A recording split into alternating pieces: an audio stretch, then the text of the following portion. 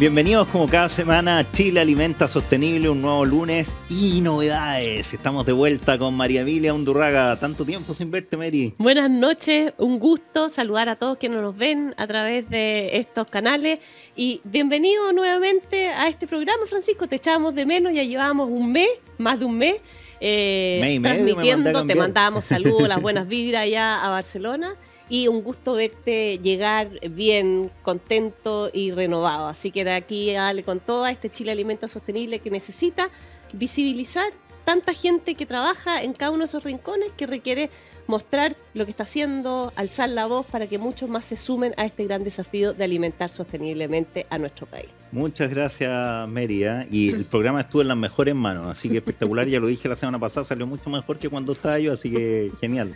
Fantástico, de eso se trata, y además qué bueno que hayas podido tener una semana también de descanso con la familia y viendo también algunos proyectos agrícolas fuera del país, súper interesante, ¿no es cierto? Así que qué bueno también que hayas podido tener esa instancia. Así es, así que vengo renovada con toda la energía para este semestre que viene para seguir comunicando este Chile que alimenta sostenible. Qué bueno, excelente noticia, haciendo lo que nos gusta, muy bien. Y como siempre, con una entrevistada genial el día de hoy, que además es una gran amiga de los dos, amiga tuya, amiga mía.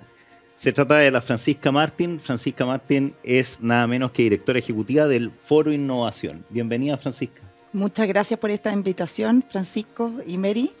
Muy interesante el programa, así que muy contenta de estar acá. Bienvenida a este programa, Fran. Ya varias semanas que la habíamos llamado porque lo que están haciendo en Foro Innovación es muy importante, no solamente para la agricultura, sino que para el mundo rural. Y eso queremos saber, Fran, ¿en qué están en Foro Innovación? ¿Cómo desde Foro Innovación están apoyando a esta Chile que alimenta sostenible y a tantos emprendimientos que están en esos rincones que requieren el apoyo para poder desarrollar esos proyectos? Bueno, para los que no saben, Foro Innovación es una organización que tiene por objetivo apoyar, difundir y fomentar la innovación y el emprendimiento del país en distintos sectores. Y yo creo que es muy interesante porque justamente hay distintos sectores que están apoyando la agricultura de manera más indirecta, pero que confluye y que tiene mucha relación con el mundo rural. Entonces, terminan solucionando muchas de las grandes problemáticas que tiene nuestro país a lo largo de todo Chile. Oye, ¿cómo ha sido este primer año, ¿no es cierto? Llevas poco más de un año y medio, ¿no es cierto?, a cargo de esto. ¿Qué logros han habido y cómo ha sido este impacto de empezar a trabajar? Ya trabajabas con gente innovadora, ¿no es cierto?, proveniendo también un poco más desde el sector agrícola, ahora con una mirada un poco más amplia, trabajando con innovadores, con jóvenes, con startups. Debe ser súper interesante, muy motivador, ¿no? Sí, ha sido súper desafiante porque efectivamente he tenido que relacionarme con distintos tipos de público. Hace 4 años yo había estado muy involucrada solamente en el área agrícola, pero al final uno se da cuenta que todos los temas que uno está viendo en términos de innovación y emprendimiento son totalmente transversales a cualquiera de las áreas en donde nos desempeñamos, así que todo es muy aplicable. Y yo creo que ha sido súper desafiante. Uno ve muchas cosas que hacer cuando uno quiere poner el foco justamente en los que más lo necesitan. También normalmente la innovación está relacionada a un público que uno cree que tiene que tener características que son muy especiales, con mucho conocimiento, y no es así. Cualquiera puede innovar. Finalmente la persona que tiene ese bichito es justamente la que está siempre proactivamente buscando una nueva solución a un problema, o bien solucionarlo de tal manera que pareciera que es la única solución que tiene. Una nueva forma, en el fondo. Oye, en ese sentido, Fran, la innovación a ratos es muy sola, porque son ideas que van impulsando proyectos. ¿Qué rol ves tú que tiene la colaboración entre innovadores? Me imagino que el Foro Innovación debe hacer ahí una función muy importante de acompañar, de apoyar. Estas ideas muchas veces pasan por periodos de altos, de bajos, que requieren un apoyo en varios sentidos. ¿Cómo ves tú esa red de apoyo, esa colaboración necesaria para que estos proyectos sigan adelante? Es que justamente ese es ¿cómo se diría? Es algo que está incorporado en el chip del chileno y que está mal. La innovación se da con colaboración. Hay 3 aspectos fundamentales para que se dé innovación y son dimensiones que son muy relevantes. La dimensión cognitiva, que es cómo nosotros aprendemos, la dimensión valórica, qué es lo que nos mueve, o sea, qué es lo que el chileno efectivamente tiene en la cabeza y que lo motiva. Por ejemplo, la resiliencia, la adaptación al cambio, la perseverancia. Y el tercero, que es fundamental y es el que estamos por lejos más mal en Chile, y lo puedo decir con certeza porque acabamos de hacer un índice de actitud innovadora y emprendedora de los chilenos y chilenas, es que es todo el tema de relacionamiento. O sea, somos medio ermitaños, no nos estamos relacionando, no estamos colaborando entre nosotros. Individualista, directamente. Sí, y es una de las tres patitas. O sea, no se da innovación si es que no tenemos justamente toda la dimensión de relacionamiento que no solo implica esta colaboración, sino tener redes compartidas con otras personas. Y también el tercer punto que es fundamental, que tiene que ver con la confianza. Que ahí estamos al debe, es el parámetro con peor indicador para la innovación y el emprendimiento en Chile. ¿Y de qué manera se puede ir cambiando eso? ¿De qué manera se puede ir generando estas redes colaborativas y generando un ambiente propicio para la innovación? ¿Y cómo lo trabajan ustedes como foro? Bueno, lo primero es que justamente, como decían grandes innovadores que en esa época no se sabía que eran innovadores, el efecto Medici. Ya el efecto Medici es cuando tú juntas personas que son pares improbables. O sea, que supuestamente yo no tengo nada que ver contigo, pero yo logro tener una asociación. O sea, por ejemplo, conecto puntos de conversaciones que no tienen nada que ver. Hoy día podríamos tener acá un diseñador y vamos a encontrar 7 puntos de coincidencia que pueden hacernos totalmente relación con lo que nosotros hacemos, ¿ya? Ese es el primer punto. Entonces, ¿cómo lo hacemos? Teniendo justamente un marco de personas que tengan rubros distintos, profesiones distintas, intereses distintos, ¿ya? Y que nos puedan dar miradas que nosotros no somos capaces de ver. Segundo, dando alternativas a otros que no tienen la capacidad de tener estas redes. O sea, tenemos que ser generosos, invitar a personas, tener espacios de conversación, preguntarles qué se necesita, y porque todos aquí sabemos, yo creo que los tres lo tenemos súper claro, que en el minuto que uno ayuda, en el minuto que uno enseña, uno es el que más aprende. Oye, Fran, y con respecto a este índice que nos comentabas, ¿qué información les salta? O sea, en fondo, ¿qué encontraron? Porque además a lo mejor nos puedes contar más del índice. ¿Cuánta gente respondió? ¿Qué nivel de alcance tienes? ¿Un índice que mide el emprendimiento en Santiago o es en regiones? ¿Llega al mundo rural? ¿Hay diferencias territoriales en los indicadores? ¿Cómo ves tú esos indicadores y qué es lo que van a hacer desde Foro Innovación con esa información? Bueno, el índice es un índice nacional de actitud innovadora y emprendedora de los chilenos y chilenas. Se hizo algo parecido el 2008, pero fue con un grupo muy reducido y lo movió justamente Corfo y se dejó ahí, stand-by. Cuando llegué a Foro Innovación, yo tenía las ganas justamente porque todos los distintos estudios lo que hacen es medir la cultura, o sea, los espacios en donde uno se relaciona. Por ejemplo, si las empresas innovan, cuánta gente tienen, qué tanta inversión, pero son datos duros que tienen solamente relación con lo externo. Yo dije, aquí tiene que haber algo en donde nos tenemos que hacer cargo. Todos podemos innovar. Nosotros tenemos que tener una actitud innovadora. Y bueno, tenemos un gran socio que es Feedback, que es justamente una empresa de estudio y que nos permitió hacer y que justamente estaba ligada a este piloto que se hizo con Corfo, y empezamos a medir y vimos la literatura. ¿Qué decía la literatura respecto de las principales cualidades que tienen que tener los innovadores y emprendedores? Y ahí dijimos, obviamente tiene que ser a nivel nacional. Creemos que nos vamos a encontrar con distintos resultados dependiendo de la capacidad o el fortalecimiento que tienen los distintos entornos o ecosistemas que se llama de innovación y emprendimiento en las distintas regiones, y la verdad es que nos encontramos con algo súper distinto, que los chilenos somos súper parecidos independiente desde donde estemos, Arica, Antofagasta o Magallanes. Sí, nos encontramos también con algo que es muy interesante, que tal vez todos creemos que es así, pero tener los datos es muy relevante, que tiene que ver justamente con las personas que tienen menos información, tienen peores indicadores de innovación y emprendimiento. Y eso es porque no tienen acceso y por lo tanto las organizaciones que tenemos a cargo la innovación y el emprendimiento tenemos que ir a las bases, porque esas son personas que tienen que tener también la capacidad, las cualidades para innovar y emprender, porque el día de mañana o van a tener que emprender o también tienen que tener esta mirada innovadora desde las problemáticas que tienen hasta en su vida personal. Claro. ¿Y el estudio es solamente a emprendedores o es a población general? No, población general. Perfecto. Y ese es un buen punto. Yeah. Nosotros obviamente tenemos públicos de interés que quisimos medir, academia, estudiantes, ejecutivos de medianas y grandes empresas y también emprendedores y organizaciones ligadas al ecosistema. Pero está el lado que se compara con la gente que se denomina la población de la calle o el ciudadano común que no tiene ninguna relación con el emprendimiento e innovación en forma directa.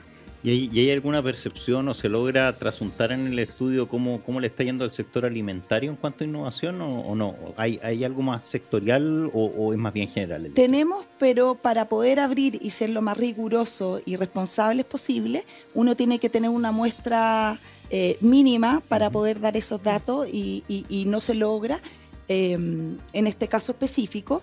Pero obviamente esto va a ser un índice que se va a ir midiendo año a año. Entonces vamos a tener la capacidad y hay que moverlo a través de distintas organizaciones. Nosotros logramos este año tener a más de 60 organizaciones que nos apoyaron para poder dar a conocer, porque era primer año, más complejo todavía cuando uno quiere entusiasmar y contagiar a otros, que esto es relevante. ¿Cómo podemos acceder a este estudio? ¿Poder conocerlo, poder ver la data que hay ahí? Sí, bueno, hay una página web que pueden acceder que se llama foroinnovación.cl/índice, en donde justamente pueden revisar de qué se trata, el marco metodológico y acceder a un link donde se va a una plataforma especial. ¿Y por qué es tan relevante esto? Porque es de los pocos estudios con bien público que se llama. ¿Y qué significa esto de bien público?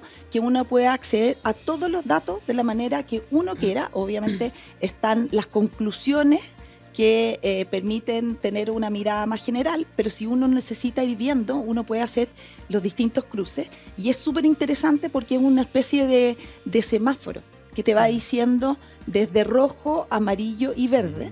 Y como les decía yo, estos grandes indicadores, el más complejo es el que tiene que ver con el relacionamiento, en donde estamos en un parámetro a punto de llegar a uno justamente que es rojo. Mira. Oye, Fran, independiente del índice, lo encuentro muy interesante, me voy a meter en la página porque qué importante es trabajar en estas características más estructurales que te permiten, como dices tú, innovar o también emprender o distintas cosas que requiere cualquier desafío, digamos. ¿Cómo ves tú la innovación en el mundo rural? ¿Ves que hay desafíos distintos, independiente del índice, que sabemos que no tienen esta distinción específica, pero tú ya llevas un año, has trabajado además en este mundo por mucho tiempo? ¿Dónde está el desafío? ¿Cómo podemos aportar a poder fomentar la innovación en el mundo rural? Lo primero es que veo una lejanía. O sea, el mundo rural... ¿A la innovación? A la innovación, sí. Miedo, poco contacto en el fondo, y está muy asociado lamentablemente a tecnología. Y la innovación no es solo eso, justamente. Entonces, ahí hay una brecha que es importante de trabajar. Lo segundo que me parece muy relevante es el tema de la conexión que tenemos con la capacidad de tomar la experimentación como los temas centrales. El miedo al fracaso y al castigo, porque Chile tiene justamente eso, y yo creo que se da mucho en zonas rurales más eso, que primero por costos también, por la capacidad que uno tiene de ir... Claro. Sí, ese es un tema importante, pero también por el castigo que da la sociedad a equivocarse. También hay parámetros que son muy relevantes, que hay poco conocimiento muchas veces. Yo estoy hablando de las personas que tienen más escasos recursos, que sí se da justamente en las zonas rurales y que falta conocimiento. Entonces es muy importante, por ejemplo, personas que se llaman mentores, que son los que te están acompañando en el camino y que te permiten conocer ciertas cosas que no necesariamente tienes y te impulsan a tener esa como punchi de que nada es imposible, y que además, por ejemplo, tiene esto de probemos, yo te ayudo en el camino, no te voy a dejar solo. O sea, un poco que quizás que de repente las soluciones que se generan innovativas son más bien pensadas por personas que tienen más tendencia a la innovación porque provienen de la ciudad, provienen a lo mejor de universidades, de centros educativos donde hay ambientes colaborativos, donde hay ambientes innovativos y que por lo tanto van hacia lo rural, pero provienen de lo urbano más que innovadores rurales hacia lo rural. Sí, es que hay un tema que también es central, que es la desconfianza. Tendemos a pensar que nos van a copiar la idea, que nos van a robar ciertas cosas. ¿Y qué sucede? Que justamente nos estamos perdiendo lo mejor, que es cuando uno conversa una idea y el otro te da espacios de mejora, y que uno no es capaz de mirar, de darle el valor que tiene a conversar con las personas, que te va a permitir mejorar tu negocio y poder emprender de mejor forma. Oye, Fran, y se nos va pasando el tiempo ya, pero ¿por qué no nos cuentas de algún emprendimiento que conozcas, que te haya sorprendido en el ámbito alimentario, en el ámbito rural? Cuéntanos de alguien, porque para ver un ejemplo concreto, muchas veces se nos queda la innovación así muy arriba y de repente tú dices, mira, en este caso esto impactó de alguna forma que te llamó la atención. Bueno, lo primero es que todo lo que tiene que ver con alimentación equilibrada, hay ciertos parámetros que están ayudando, y por ejemplo, cosas básicas, mirar una etiqueta. ¿Ya? Ver cómo está producido ese alimento, porque tiene ingredientes que no son naturales, artificiales, y que obviamente no están en la línea de mejorar la calidad de la alimentación de los chilenos y chilenas. Ahí, por ejemplo, hay software que se han hecho justamente para revisar de mejor forma, por ejemplo, las etiquetas, cuáles son los elementos tóxicos que tienen, cosas de ese estilo. También la cantidad de alimentación que se está generando con productos que no son los tradicionales. Por ejemplo, con hongos se está cocinando mucho, entendiendo que no necesariamente uno tiene que llegar, por ejemplo, la hamburguesa que se sienta con sabor a carne, sino también pueden haber otros elementos que puedan ayudar. Entonces está justamente el nivel, por ejemplo, proteico con la carne, pero también hay otras alternativas que también te ayudan y que se ha ido estudiando justamente que estos ingredientes nuevos pueden permitir tener también una calidad nutricional muy relevante. Lo otro es que también llegan muchos casos de innovación que tienen que ver con la mejora, por ejemplo, en la producción agrícola, la exportación. Por ejemplo, hay un sistema que es de un académico de la Universidad de Concepción que revisa la fruta antes de poder exportarla de una manera muy rápida. Entonces te mejora el nivel o, por ejemplo, el precio que tú puedes llegar con la venta de la fruta. Buenísimo, buenísimo. Oye, realmente súper interesante. El tema de la innovación es realmente clave. Y vamos a tener la oportunidad de conversarlo de todas maneras más adelante. Nos encantaría tenerte también por acá contándonos los resultados también del Premio ABONI, el Premio Nacional de Innovación. Apenas salgan los resultados, pudiera dejarte comprometida desde ya a que venga a comentarlo. No, feliz. Son súper buenos casos. Y para la gente que no sabe, es el Premio Nacional de Innovación ABONI y significa Innova al revés. Entonces, si ustedes quieren entrar a la página web aboni.cl, van a poder conocer los casos de finalistas y ganadores de los años anteriores, que son muy inspiradores. Muchas gracias, Fran. Muy buenas noches. Ha sido un gusto conversar contigo y verte y conocer además lo que estás haciendo en este nuevo cargo. Muchas gracias a ustedes. Vamos a una pausa y nos vemos en un par de minutos. Y más, incubadora de innovación, más alimentos saludables. Somos una compañía que por medio de la innovación y la ciencia aplicada entregamos soluciones a la industria alimentaria, focalizándonos hacia una alimentación saludable, natural y sostenible, que responde a los desafíos del sistema productivo alimentario. Visítanos en www.imas.net y en LinkedIn imasfood. Y estamos de vuelta en Chile Alimenta Sostenible, y con un tema que es súper importante, súper relevante, porque quizás no todos lo saben, pero hay una diferencia, ¿no es cierto?, importante en nuestro país entre lo que es el acceso al agua potable, por ejemplo, entre lo que es la ciudad y lo que es el sector rural. A nivel ciudad nosotros tenemos niveles de 90 y tanto por ciento, casi 100% 99, sí, claro, de cobertura de agua, o sea, niveles de países absolutamente desarrollados, totalmente en el número 1 en Latinoamérica, a nivel de grandes ciudades, pero a nivel rural la cosa cambia drásticamente y ahí hay mucho por hacer, y hay gente que lo está haciendo a través de una fundación, ¿no es cierto?, apoyada por una empresa, que llevan un buen tiempo también trabajando con los sistemas de agua potable rural, con las personas, con los habitantes de sectores rurales. Y en ese sentido trajimos el día de hoy para conversar con nosotros a Gonzalo Jaramillo, director del programa Agua Rural de Anglo American. Bienvenido, Gonzalo. Muchas gracias por la invitación. Bienvenido, Gonzalo. Qué interesante este tema. En este programa que en el fondo conversamos de este Chile que alimenta sostenible, y para alimentar sostenible tenemos que hacernos cargo de todo aquello que posibilita la vida en el mundo rural. Y el agua es quizá lo más esencial. Es básico, no solamente para el bienestar diario, sino que para actividades que requieren del agua para poder salir adelante. Estábamos hablando de emprendimientos, todos los emprendimientos, todas esas actividades requieren de este recurso tan vital. Y todo lo que podamos hacer es bienvenido. Esto no es solamente algo del sector público, o solo el sector privado, o solo la sociedad civil. Yo aprovecho contarte que estamos trabajando en la Universidad de San Sebastián. Acabamos de lanzar un centro del agua con una importante énfasis en el agua potable rural, pero ya dejo de hablar yo porque queremos escucharte a ti, Gonzalo. Y después hacer una reunión y hacer una alianza. Después podemos conversar, Gonzalo, porque seguro de estas conversaciones siempre salen ideas nuevas y proyectos que al final van en beneficio de las personas que más lo necesitan. Así que cuéntanos, ¿cómo surgió esta idea?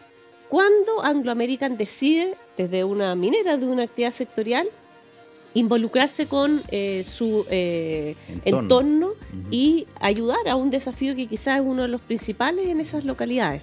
Mira, se mezclaron varios factores, ¿ya? Y es bien interesante la historia hacia atrás, de hecho, porque si uno ve la génesis de la industria en general, incluso hablamos de Anglo American, la minera, zona metropolitana y región de Valparaíso, lo que generalmente se hacía era, si una comunidad necesitaba ayuda, y si nos vamos enfocados al agua, era, bueno, hagamos un pozo, ¿cierto? Era como lo típico. Claro. Busquemos agua, hacemos unos estudios, un CEP, un TEM, que se llama una radiografía, básicamente, del terreno, se hacía un pozo.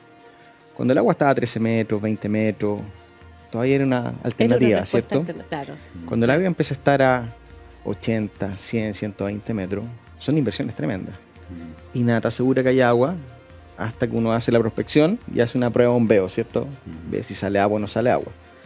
Y nos pasó que efectivamente empezamos a entender que los pozos no era una estrategia ni sostenible, ni sustentable, ni tampoco una buena estrategia en ese momento dentro de la industria para apoyar a las comunidades. Especialmente cuando tenemos tantas comunidades, porque nuestra zona de influencia como compañía es muy amplia. Entonces, ¿de qué zona estamos hablando? Estamos hablando en Valparaíso, básicamente Quillota, lo que es el Melón, Nogales, Tacatemu, Panquehue, Yayay, San Felipe, hacia los Andes también. Perfecto. Y tenemos la Princesa Chacabuco, que es colina Lampa-Tiltil. Todas zonas fuertemente afectadas por la sequía en los últimos 15 años. Totalmente. Y incluso de antes venía con problemas. Claro, que se incluso de antes. O sea, yo me acuerdo de haber estado en la zona, no sé, de Chincolco cuando era un estudiante universitario y ya estaba seco hace 20 años. Sí. Así es, así es, o sea, cada vez iba agudizando más. Entonces, ¿qué nos pasaba? Que lugares donde hacíamos pozos de 20 metros, antes hacíamos 20 metros, ahora empezamos a hacer pozos de 100, no salía agua, salían 0,5 litros por segundo. Un pozo de 120 metros habilitado te cuesta alrededor de 120 millones, hagamos algo así como $1 millón al metro habilitado, con pozo, con todo, ya con tuberías, con bombas. Hay veces que uno es un diámetro grande, uno puede bajar un poco eso ya a 800 mil pesos, ya 600 mil pesos en el mejor de los casos. Era una inversión muy grande, que se perdía, porque no había agua. Y el otro extremo era, hacían un pozo, ayudamos a ese pozo y salía mucha agua. Necesitaban 3 litros por segundo y aparecían 8, 9, 10. Inmediatamente pasaba que se instalaba una villa de 600 casas al lado de ese pozo y tu problema que era para... Claro, y tu problema que era para 1.200 casas, ahora es para 1.800 en el futuro. Entonces, pan para hoy, hambre para mañana. Y era muy caro y efectivamente no era una gestión que podíamos sostener a todas nuestras comunidades. ¿Y qué alternativa buscaron? ¿Qué distinto a eso? Ahí pasó algo súper entretenido porque nació esto que viene del corporativo mundial de innovar, que uno de los valores de la minería siempre ha sido innovar, pero por otro lado estaba el tema de reimaginar la minería para cambiarle a las personas, y cuando uno escucha ese statement dice, ya, el statement de la compañía, no, vívanlo. O sea, te abren todas las puertas para hacer eso, y dicen, y bajo la innovación. Que hoy día sí se va con la innovación, lo cambiamos todo.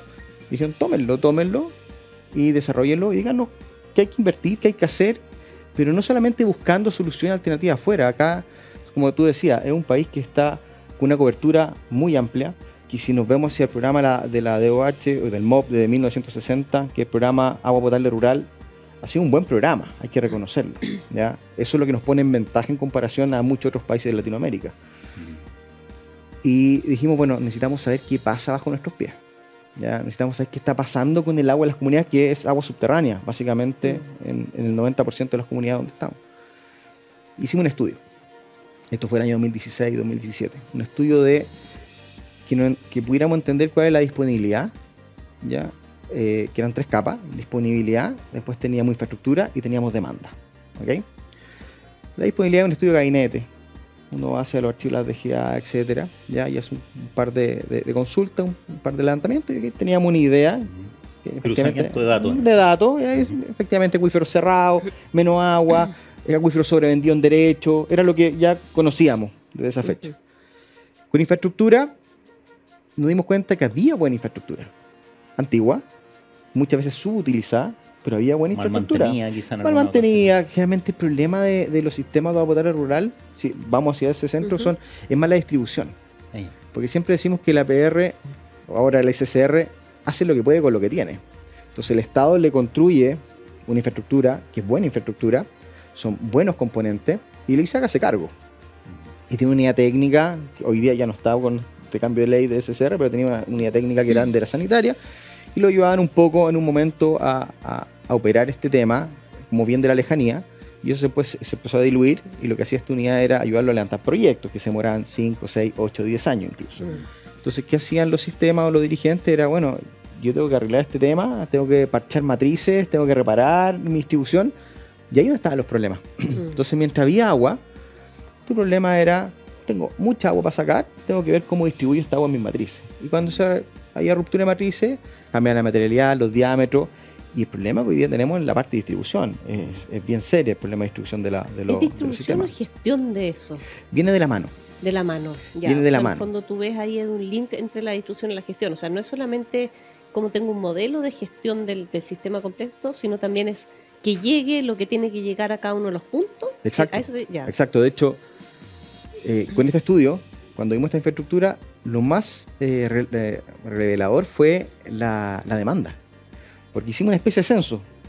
Y eso fue lo que nunca esperamos que saliera algo así.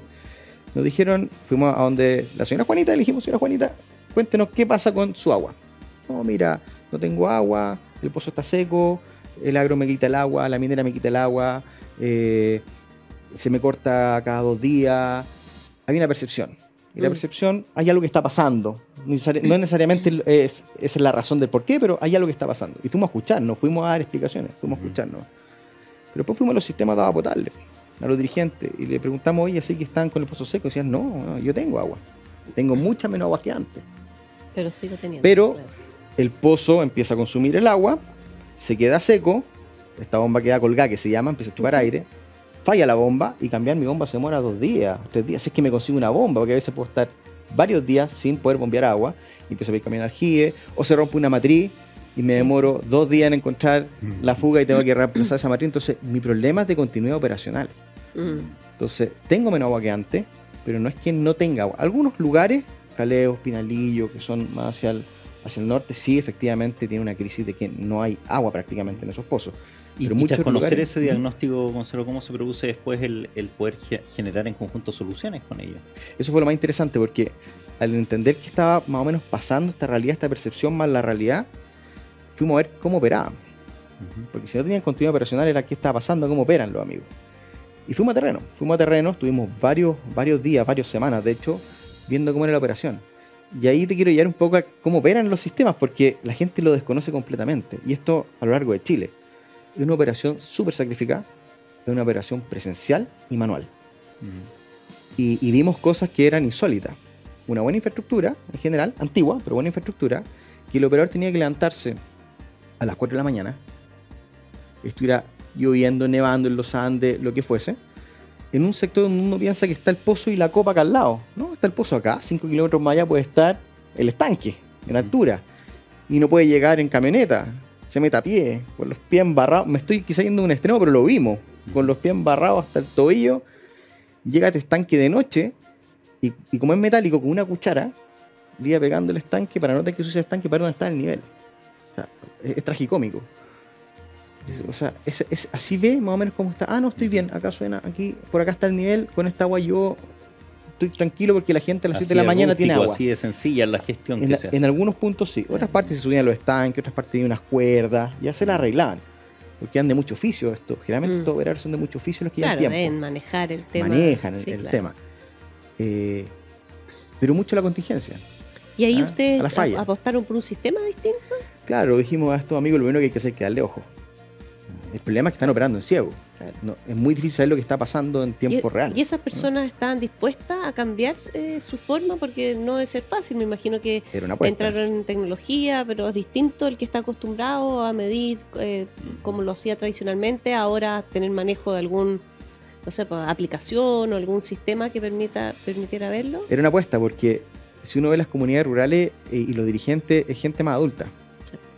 Porque esto es un trabajo que no es remunerado. Entonces lo hacen por su comunidad, salvo la secretaria y el operador que tiene una remuneración, los dirigentes no son remunerados. Entonces no hay mucha gente joven que esté dispuesta a estar enfocado en eso. Y era gente adulta que uno veía y que tenía teléfonos todavía de conchita, ¿ya? O sea, yo decía, chuta, el smartphone, la tecnología, esto se va a complicar. Estamos súper equivocados, porque ese era el gran miedo. Lo que fue muy brillante de esto, y que reconozco un equipo muy grande, está Nicolás Sitko de Anglo American, de hecho, que inició estos temas con nosotros, Rodrigo Mena, que fue clave en esto, que yo lo encuentro que son tipos genios, son genios. Algún día lo vamos a invitar acá, un crack Rodrigo. Sí, es espectacular Rodrigo. Yo le tengo harto respeto a Rodrigo porque con él puso a la gente antes de cualquier cosa. Acá tenemos que solucionar un problema, él trabaja desde el caos, como todos los que estamos metidos en esto. Nos gusta el caos y estamos preparados un poco, nos preparan para eso. Y dijimos, bueno, démosle ojo a estos amigos, porque ya sabemos lo que está pasando, pero vamos a conversar con ellos. O sea, no llevemos una solución si esta cuestión es colaborativa, no vamos a sacar nada con si te tengo el problema resuelto. Veamos qué es lo que necesitan ellos, cuáles son sus prioridades. Exacto. Hicimos un levantamiento y ellos participaron del desarrollo de todo esto. Entonces, una tecnología que estaba trabajando WITET con una startup que era WITET en ese momento, que tenía unos sistemas para la sanitaria y todo, le dijimos, oye, ¿ustedes han trabajado con APR? No, nunca. Nosotros tenemos algo de experiencia, juntémonos, conversemos con ellos y empezamos a idear esto. Y adaptar soluciones. Totalmente. Fue súper customizado este asunto. Entonces... Porque me imagino con la amplitud del territorio son distintos los desafíos en un lugar en otro. Es que esa era la complejidad, porque todos los sistemas son distintos. Claro. Pueden tener dolores más o menos similares, pero cómo lo viven y cómo lo administran y cómo lo gestionan es completamente distinto. Claro. Tienen diferentes tipos de captación, diferentes tipos de problemas, diferentes tipos de gestión, de administración, diferentes sistemas en términos de arquitectura, de cómo distribuyen el agua y cómo están organizados. Entonces, teníamos que desarrollar algo que nos permitiera llegar a esa verticalidad completa, horizontalmente a todo esto, pero verticalmente en la problemática. Entonces dijimos, ¿qué hacemos? Bueno, vamos a escuchar, y empezamos a desarrollar un sistema que era muy sencillo. La telemetría ya era algo que existía en todas partes. Hoy día era accesible, de hecho. Y el tema no era la telemetría es una herramienta. La tecnología es una herramienta, lo importante es qué hago con esa herramienta. O sea, ahí está el asunto. Entonces, diseñamos estos sistemas con las comunidades. Y de hecho Rodrigo fue y dijo, oye, no solamente podemos mirar, porque ya era importante poder mirar qué estaba pasando, también podemos operar. Interesante. Podemos automatizar, podemos usar todo lo que hoy día se ve con la Internet de las Cosas, IoT, ¿cierto? Industria 4.0. Ya, vamos, tranquilo. Estamos hablando de comunidades rurales adultas. Y lo que sí definimos es que no podíamos automatizar todo. No podíamos dejar todo esto más de tecnología. Teníamos que hacer un cambio cultural, teníamos que hacer una transferencia tecnológica a las comunidades. Y esa fue la sorpresa, que personas que le entregamos un smartphone o un computador, una pantalla, que pensamos que esto iba a ser complejo, como lo hicimos con ellos, fíjate que no. O sea, los operadores efectivamente, señores de 70 años que nunca habían tenido un smartphone, estaban mirando y estaban operando su pantalla. Hoy día tenemos operadores que son estrellas. Excelente. Y que le enseñan a los nuevos, que quizás el nuevo viene con una lógica distinta y es más fácil para él operar, pero el tipo lo maneja perfecto. Entonces, no pasa en todo. ¿Y eso les ha permitido, Gonzalo, mejorar el acceso al agua de estas comunidades? ¿Cómo han medido el impacto de este programa? En un resumen bien simple, para poder explicar esos KPI o cómo ha mejorado, hay que entender un poco cómo operaban y cómo operan ahora. Claro, ¿cuál es el gap? ¿Dónde está el cambio? Si uno va hasta el día de hoy a un sistema potable rural convencional en otras partes de Chile, generalmente tienen sus pozos, tienen sus bombas, son buenas bombas las que instala el Estado, la DOH, pero son on-off, es como un interruptor, está andando, está apagado. Entonces la bomba empieza a succionar agua, y cuando tengo menos agua, lo que hacen los sistemas de APR es decir, chuta, antes que quede colgado y chupe aire esto, porque voy bajando el nivel, le pongo una válvula arriba. Y hoy día es una práctica muy común, y la verdad es que hacen lo que pueden con lo que tienen, como decíamos. Los tipos ponían una válvula y estrangulaban. Esto es como cuando uno se lava las manos, ¿ya? Que si yo abro el grifo a fondo, sale mucha agua, si lo empiezo a bajar sale menos, ¿cierto? Eso pasaba con los pozos. Estrangulaban, salía menos agua por la cañería, y eso hacía que efectivamente el pozo empezara a deprimirse menos, ¿ya? Porque ellos con una cuerda van viendo, prácticamente con nudo o con un profundímetro, van viendo dónde está el nivel del agua. Y lo que hacen es, la bomba está full, harto costo energético, pero como lo tengo estrangulado arriba, sale menos agua. Pero traslado mi problema. ¿Por qué? Porque si bien no estoy deprimiendo el pozo, aumenta la presión de mi red. Entonces mi problema, que era que quedaba colgado el pozo, ahora se me está rompiendo las matrices. Ese era el problema de continuidad operacional hasta el estanque. Y del estanque de distribución ya son otros temas, pero cuando entendimos cómo estaba operando, dijimos, bueno, hoy día hay variedades de frecuencia, hoy día hay cosas que hemos usado en la minería eternamente, hace muchos años, apliquémoslo. Y se aplicó tecnología, y ahora este pozo ya no se deprimía. Este pozo ya cada vez que llegaba a un nivel empezaba a succionar más lento, sin tener que estrangular, sacamos las estrangulaciones, y eso optimizaba de sacar hasta la última gota del pozo sin deprimirlo, más lento, pero durante más tiempo, y aumentaba la recarga de los estanques. Menos cortes, menos... Claro, porque podíamos optimizar básicamente la forma en que estábamos extrayendo el agua de los pozos sin deprimirlo. Buenísimo. Y de ahí hacer una gestión inteligente de los tiempos.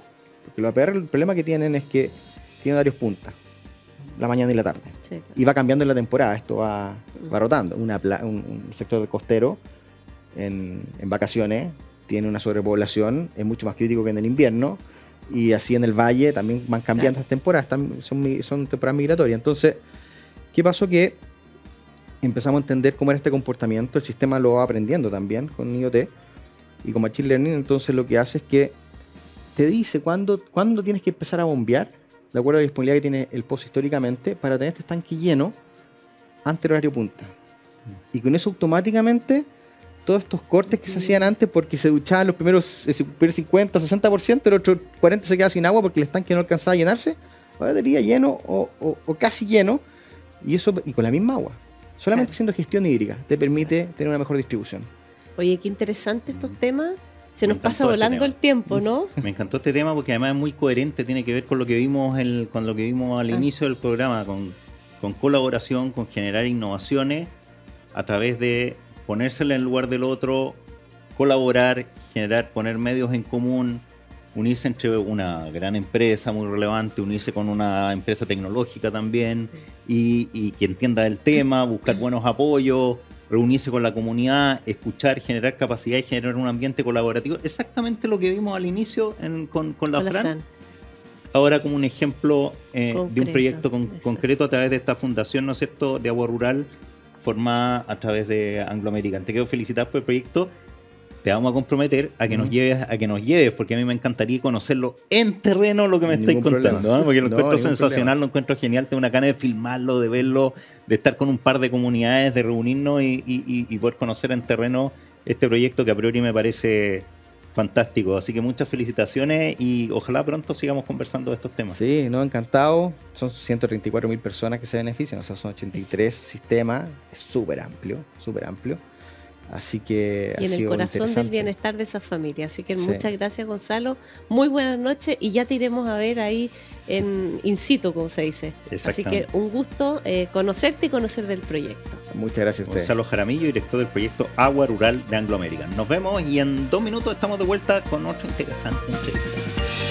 Y más, incubadora de innovación, más alimentos saludables. Somos una compañía que por medio de la innovación y la ciencia aplicada entregamos soluciones a la industria alimentaria, focalizándonos hacia una alimentación saludable, natural y sostenible, que responde a los desafíos del sistema productivo alimentario. Visítanos en www.imas.net y en LinkedIn imasfood. Y estamos de regreso con nuestra tercera entrevistada en este lunes de agosto. Ya iniciamos agosto, sí. Ando medio perdido en las fechas. Desde que me fui a Barcelona no he recuperado un poco el tiempo, ando como medio lenteja. Estábamos comentando recién que andamos medio lentos nosotros, los entrevistados espectaculares, pero nosotros andamos medio lentos, ¿no es cierto, Mary? Recuperándonos de las vacaciones, así que está bien. Exacto. Oye, tenemos una gran entrevistada hoy día, además Cuenta. amiga. Vamos a presentar a Carolina Dosal, gerenta de Agrícola Dosal en la región del Maule y vicepresidenta de Fedefruta y presidente de Fruséptima. Hola Carola, ¿cómo estás? Bienvenida a este Chile Alimenta Sostenible.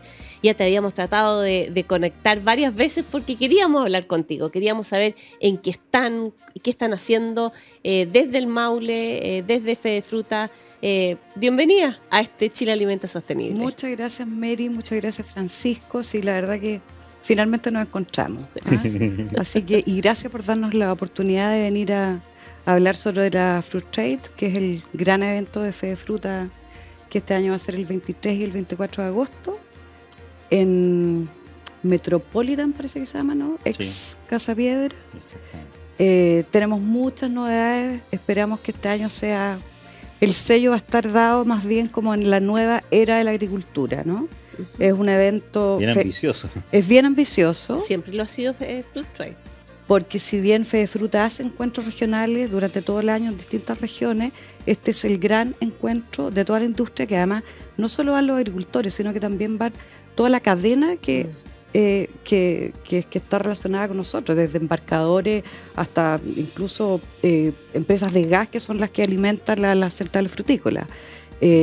Así que es un encuentro súper interesante para todo el mundo y este año esperamos que vaya mucha gente. A mí me gusta la Fruit Trade, que es muy completa, ¿eh? Y en los últimos años se han preocupado de darle un sello no solo productivo, de buenas charlas, de stand súper completo, sino que también de tener un almuerzo entretenido, o sea, instancias de vinculación, pero también de generar momentos lúdicos, entretenidos, distintos. Entonces es como de los pocos eventos que tienen una instancia un poquito más amplia y que hace que para todo el que va sea entretenido, sea un momento agradable. Sí, bueno, a ustedes dos yo lo he visto siempre, así que les agradezco la presencia, son ahí fans de Fruit Trade.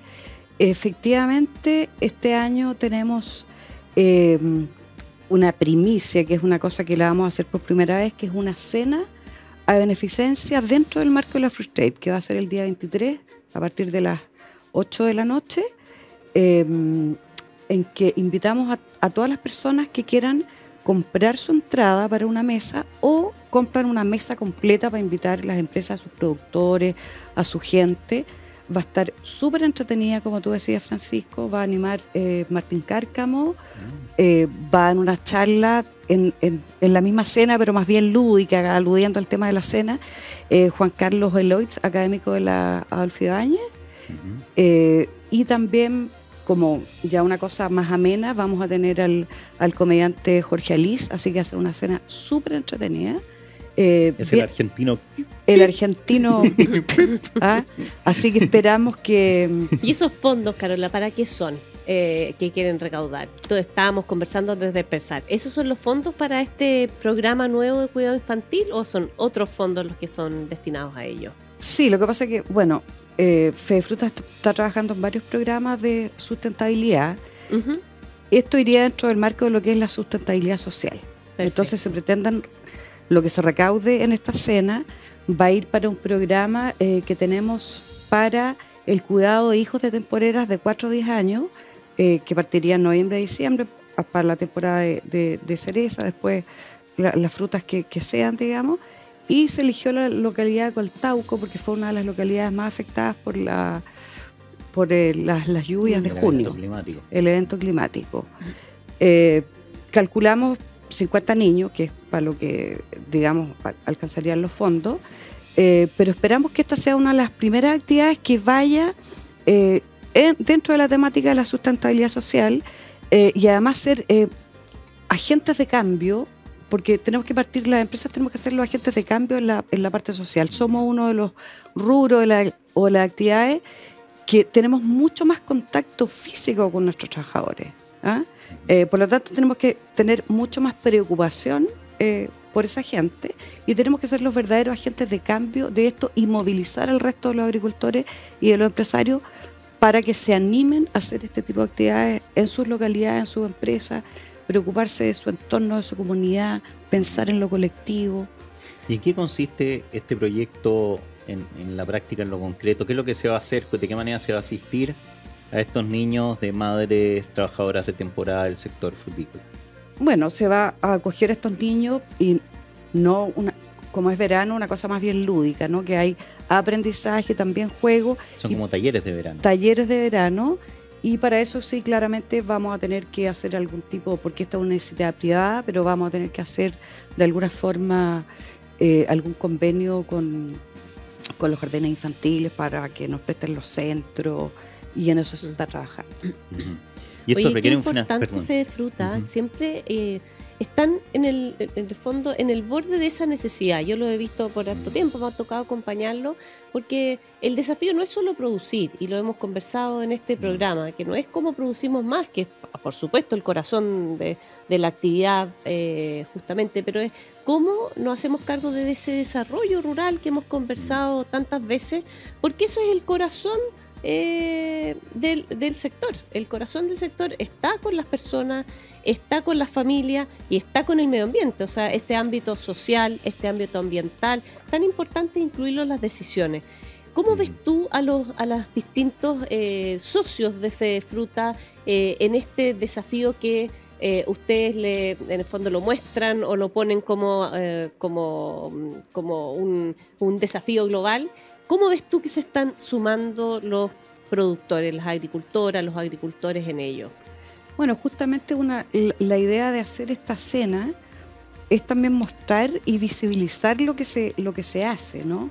Porque esto nace de levantamientos que se hacen de cuáles son las mayores necesidades, y puede parecer como básico, ¿no es cierto? Porque no es que, oye, descubrimos la pólvora, ¿no? Pero siempre la gran temática es que las mujeres no tienen dónde dejar a los hijos. Y además que ahora tenemos muchas trabajadoras bolivianas, peruanas, colombianas, que no tienen la red de apoyo que tienen las chilenas. Entonces también está pensado un poco más para ellas, sin dejar afuera a los trabajadores chilenos naturalmente, pero también pensado para eso. Y como te decía antes, hay un gran trabajo de hacer que el empresario se vincule cada vez más con la sustentabilidad social, que no es solo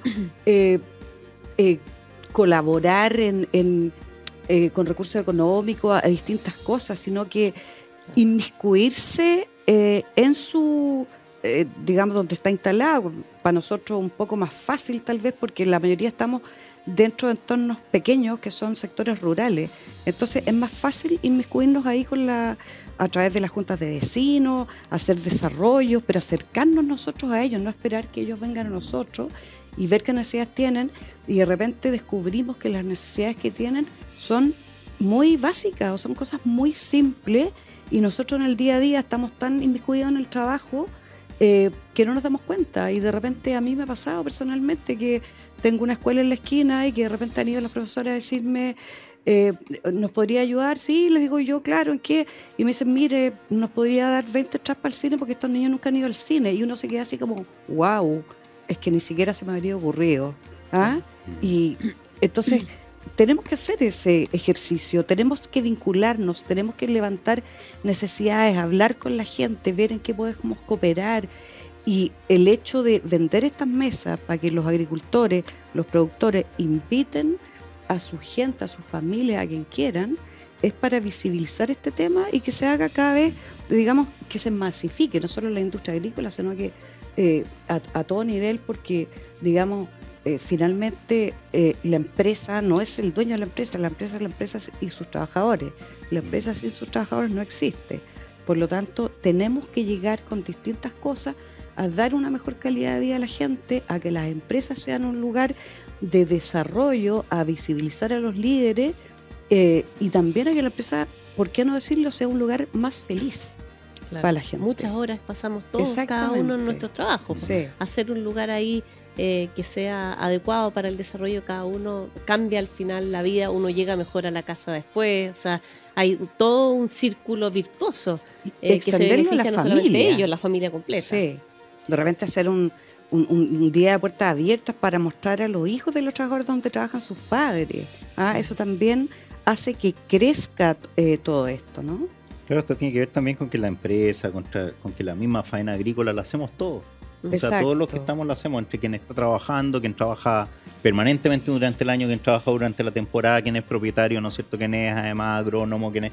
Todos, ¿no es cierto?, todos estamos generando esto, todos estamos produciendo en conjunto, todos estamos generando valor en conjunto y lo hacemos colaborativamente, como vimos en la entrevista anterior, la importancia con la colaboración. Y ustedes lo que están haciendo es algo súper importante, que tiene que ver también y que puede ser un ejemplo para muchos otros, que es ser sensible a lo que está pasando desde la necesidad, encontrar la necesidad de lo que ustedes están viendo desde la experiencia. Tú llevas cuántos años trabajando, ¿no es cierto?, en tu campo, tu familia, etcétera, y como dirigente, ¿no es cierto?, además escuchas lo que otras personas te comentan, y así cada dirigente de Fedefruta y de otras organizaciones también, y tener la posibilidad, la sensibilidad de decir, bueno, yo me involucro y me hago cargo del problema del otro, y lo hago mi problema también. Nos sirve como sociedad. Absolutamente, también nos une como sector, nos une, digamos, crea fidelización a tu empresa cuando tú haces estos ejercicios, estas cosas, y porque también estamos en un trabajo en general, todos los gremios agrícolas, en un trabajo de la unidad del sector, que es muy importante para poder avanzar. Oye, Carola, ¿y qué es cuál ha sido tu rol desde el ser mujer? Porque es un rubro que ha sido históricamente con una participación mayoritaria de hombres. ¿Cuál ha sido ahí el aporte de no solamente de tu rol como dirigente, sino también de la formación de Humagro, Amagro, ya se me escapan ¿Cómo ha sido el rol de las mujeres en este desafío de ir conectándonos con la comunidad?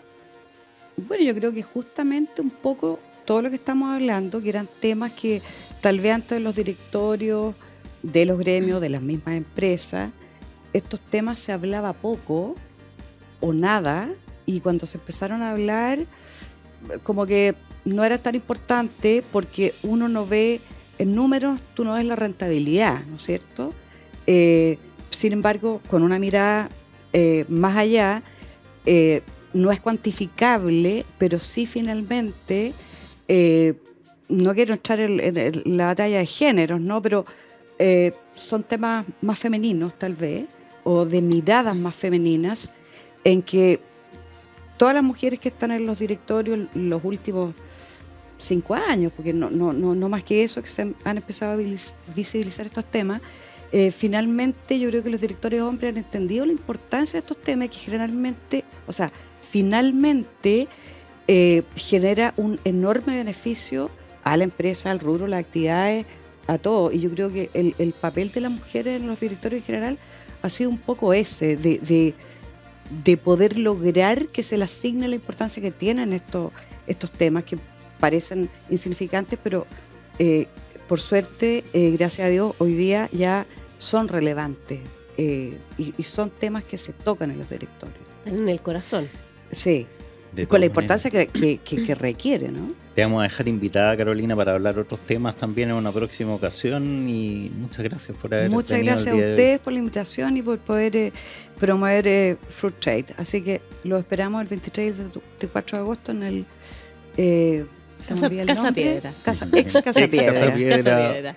Hoy en día, claro, que justamente se llama Metropolitan hoy en día, y está Metropolitan Santiago, También, Convention Center, exactamente, algo así. uno de los centros relevantes donde Sí. se realizan eventos, no solo en nuestro sector, sino que otros sectores también empresariales. Carola Dosal, gerente agrícola Dosal en la región del Maule, vicepresidenta de Fedefruta y presidenta de Fruséptima. Un agrado conversar contigo Muchas gracias a en ustedes. Chile Alimenta Sostenible. Y así el programa salió entretenido, a pesar de que yo andaba medio lenteja de vuelta, me tienen que meter Vamos, cuerda. todos, claro.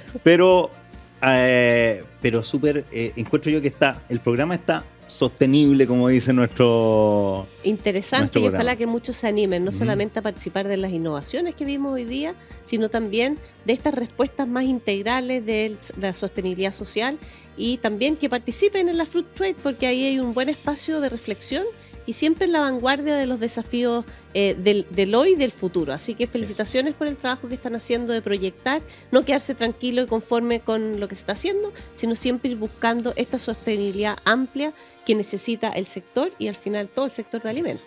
Innovación, iniciativas sociales, empuje, Y colaboración. Ahí está la receta, démosle nomás, como lo Tenemos tratamos de charlas hacer muy acá. interesantes también. Exacto. Sí. Gracias, No, Carola. muy interesante. Y nos Gracias vemos la a próxima ustedes. semana en otro Chile Alimenta Sostenible. Un abrazo. Muy buenas noches.